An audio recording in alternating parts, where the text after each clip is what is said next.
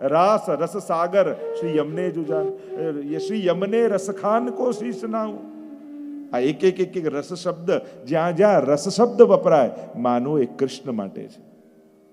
કારણ કે શાસ્ત્રમાં કૃષ્ણને રસો વૈ સહ, એ રસરૂપ છે, એ આનંદ રૂપ છે. એટલે આપણે નંદઘર આનંદ ભયો. કોણ પ્રગટ્યું છે? કોઈ બાળક નહીં, કોઈ છોકરો નહીં, કોઈ દેવકીજીનો દીકરો નહીં, યશોદાજીનો દીકરો નહીં. વેદમાં જેના માટે એમ કહ્યું આનંદ માત્ર કરપાદ મુખોદરાદી, જે સર્વાંગ આનંદમય છે, એ બ્રહ્મ નંદ બાબાના ઘરે પ્રગટ થયા છે. એટલે કહીએ છીએ નંદઘર આનંદ ભયો. પણ કયા નામે? તો કે જય કનૈયાલાલ, કૃષ્ણ નામ.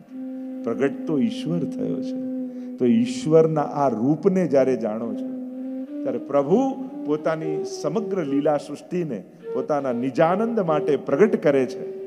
અને આપણે ત્યાં તો એ જ ભાવ છે કે એ જ લીલા સૃષ્ટિમાંથી વિખૂટા પડેલા જીવો એટલે આપણા આ પુષ્ટિ માર્ગીય વૈષ્ણવ.